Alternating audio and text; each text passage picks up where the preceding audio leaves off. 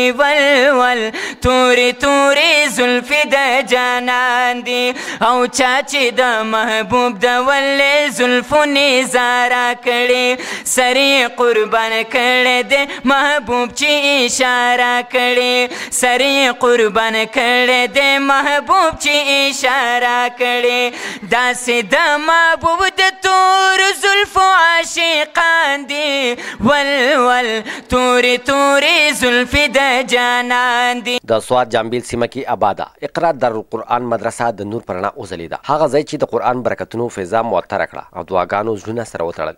د مشرانو په ګډون 10 ماشومانو د قرآن عظیم الشان ختم کړو او د خپل والدینو د کلونو ارمانونه یې حقیقت ته واړول. لا اله الا الله لا اله الا الله. له دې ډلې 15 ماشومانو د قرآن مجید حفظ وکړو، 9 ماشومانو ناظر قرآن ختم کړو او د مشرانو په ګډون 14 کسانو قرآن مجید د ترجمې سره پای ته ورسو. دا هغه شیبې وې چې سترګې لمدې شوې او زړونه د شکر احساس نه ډک شول. رب ته ګران دی هر چانا محمد رسول الله لا اله الا الله لا اله الا الله.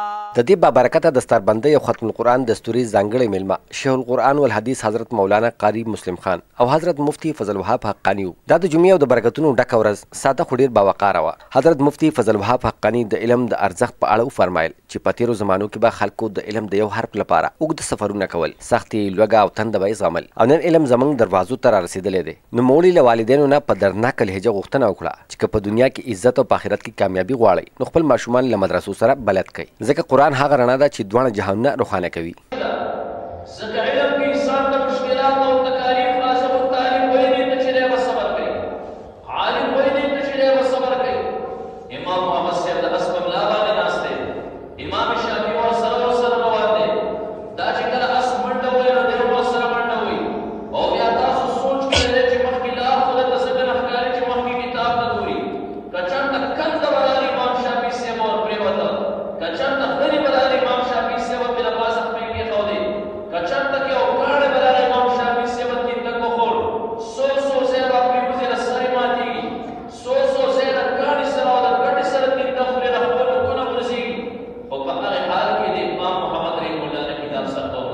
دستوره ساده وه خو اغیز یې ډېر ژور و، ایماني، روح پرور او د زړونو تل ته رسېدونکی. قاري حمید الرحمن نقشبندي سټیج ته راغی او یو منظم او د بابرکته سلسلې آغاز یې د تلاوت کلام پاک نه وکړو.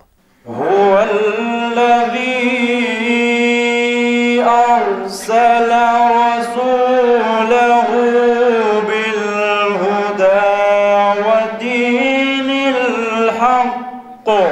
له تلاوت وروستو نعتخوان ابرار احمد د رسول اکرم صلی الله علیه وسلم په عقیدت کې نعت وړاندې کړو. غږ کې عقیدتو او الفاظو کې د عشق رسول الله صلی الله علیه وسلم خوشبو پراته وه. او چاچی د محبوب د ول زلفو نظاره کړي سری قربان کړي د محبوب چې اشاره کړي سری قربان کړي د محبوب چې اشاره کړي داسې د محبوب د تور زلفو عاشقان دي ول توري توري زلفي د جانان دي ول توري توري زلفي د جانان دي ډېرې په محشر کې د لیدلو په ارمان دي ول توري توري زلفي د جانان دي ول توري توري زلفي د جانان دي.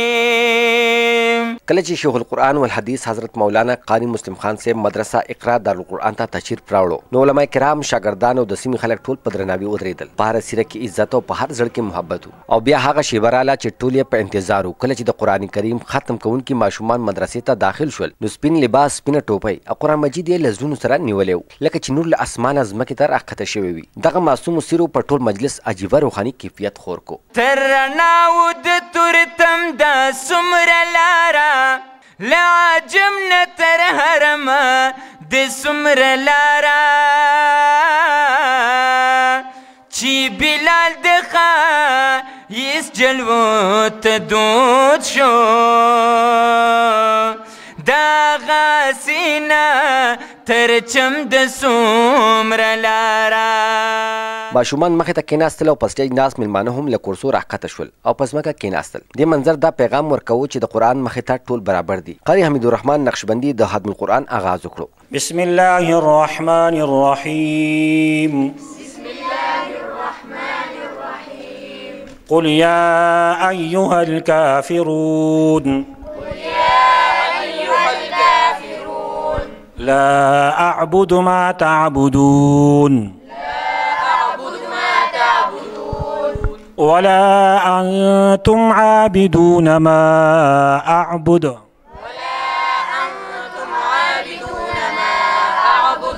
ولا أنا عابد ما عبدتم ولا أنتم عابدون ما أعبد لكم دينكم ولي دين. الله أكبر. د ختم القرآن نه وروسته هغه شیبې رالې چې سترګې د خوشحالو نه ډکې وې. ماشومانو ته دستار تړل کېدو. دا دستار یوازې یو څادر نه بلکې د قرآن امانت، د والدینو دعاګانې او د استادانو د کلونو محنت و. دلته په عجم کې ټول غمونه دي،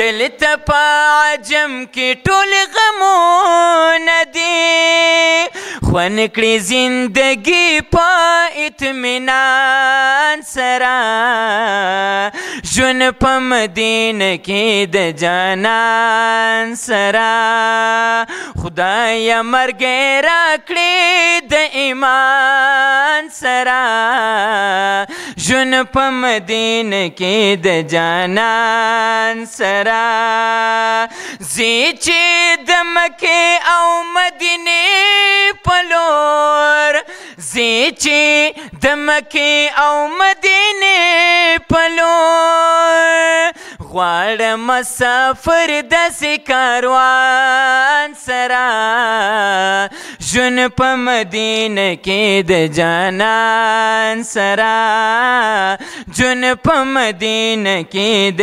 جانان سره، خدایه مرګ راکړې د ایمان سره، ژوند په مدینه کې د جانان سره، ژوند په مدینه کې د جانان سره، د محبوب دا کلمې نه عجیبه ده، زه یې زوړ کړم دا لا هغسې تازه ده، مودې وشوې ده زړه کور ته مې راغلې، واپس نځي سه نیاز بینه میلمنه ده، دا منمه چې تور تور غرونه ده مکې دي، خو د هرات د غارې څه ښکلې قصه ده. له دستاربندۍ وروستو نعتخوان نوید علي ذکر الهي وکړو او د رسول اکرم صلی الله علیه وسلم په مینه کې نعت وړاندې کړو. فضا د درودونو نه ډکه وه او زړونه د شکر احساس نه. لا اله الا الله لا اله الا الله لا اله الا الله لا اله الا الله رب تگران دے ہر چانا محمد رسول اللہ لا الہ الا اللہ لا الہ الا اللہ. ماشومانو ته د حوصلې ورکولو لپاره هغوی ته انعامونه هم ورکړی شو چې د قرآن سره یې مینه لا زیاته شي او دا سپېڅلی سفر په لا شوق او جذبې سره روان وساتي. رب تگران دے ہر چانا محمد رسول اللہ لا الہ الا اللہ لا الہ الا اللہ لا الہ الا اللہ لا الہ الا اللہ. یمونگ بلار شو تیر بشو تیر بشو بس هیر بشو تیر بشو بس هیر بشو تیر بشو بس هیر بشو تیر بشو بس هیر بشو تیر بشو بس هیر بشو دا ذکر بکیگی آبدن ابدا یا مولا لا الہ الا اللہ لا الہ الا اللہ لا الہ الا اللہ لا الہ الا اللہ دا سبق خدا لمنت محمد رسول اللہ مدینہ میں خوگ وطن دخوگ جانان دے. د انعاماتو له ویش وروسته اسناد هم ورکړی شو. بیا شیخ القرآن والحدیث حضرت مولانا قاری مسلم خان صاحب بابرکته ښکلي دستوري ته د قرآن په رڼا کې د مدرسو ارزښت، د ماشومانو تعلیم او د والدینو او استادانو ذمهوریانې په ډېر درد او اخلاص بیان کړي. قاضی ابو یوسف رحمه الله سبق وی علم حاصل کو مدرس شو هغه چې خپلو شاګردانو ته کم سبقونه ویلي دي شاګردانو ته لیکلي دي د هغې نه کتاب جوړ شوی دی. هغه کتاب د قاضی ابو یوسف رحمه الله هغه مشهور دی په کتاب الامالی. ادا کتاب الامالی 1500 جلد کی کتاب دی. دا یتیم بچے بے سہارے بچے چې د پلار سہارے نشته دا دې مقام د چا ورساو؟ دا استاز، د استاز محنت، د استاز قربانی، د استاز توجه، د مدرسې او د درس ماحول. بیا قاضی شو او بیا قاضی القضات شو. قاضی ته په انګریزۍ کې جج وای او قاضی القضات ته په عربی کې چیف جسټس وای. د پروګرام په پای کې د ملک او ملت د امن، د امت مسلمه د سوکالۍ او د ماشومانو د روښانه راتلونکي وخت لپاره راښکونکې دعا وشوه چې ورسره دا روحاني محفل په ډېر ښکلي انداز پای ته ورسېد. د راتلونکي یو بل پروګرام پورې خپل ورور صمد انجم ته اجازت راکوي. په لوی الله م سپارم. د الله په امان. تورې تورې زلفې د جانان دي او چا چې د محبوب د ولې زلفو نیزه